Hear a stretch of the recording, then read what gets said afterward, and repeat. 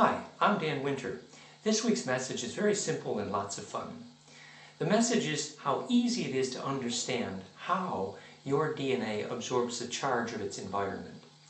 The reason you need to understand this is not so much that you can do the experiments with the scientists to show how DNA becomes a source of gravity when it's excited and charged ends, or even how DNA can be braided mechanically by the harmonics of your heart during the moment of love and passion and heart coherence, and even the effect of the brainwave cascade, harmonics of the EEG alpha theta at golden ratio during moments of bliss and creativity.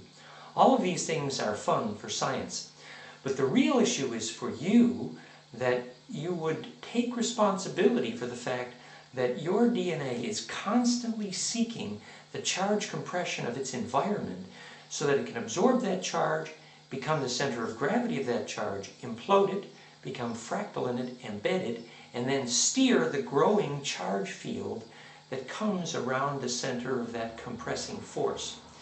So the essential issue is to take responsibility for assuring that your environment becomes more charge fractal. Once you see that this old notion of 12 strands and 12 string and 12 braids in the DNA is a simple threading process that happens when the DNA is privileged to absorb charge and compress well, and that the dance of seven veils and the seven spins and all these myths from poetry and religion are simply about the pure principles of symmetry that allow your DNA and your blood to eat charge. So you don't want to be one of the mudbloods. You want to be the one whose blood becomes a source of gravity and bends the stars.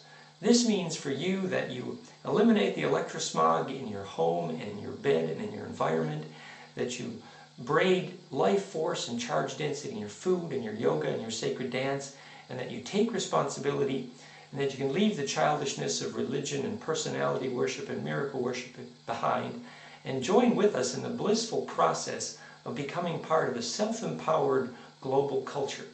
Thank you very much. Enjoy the message of this newsletter.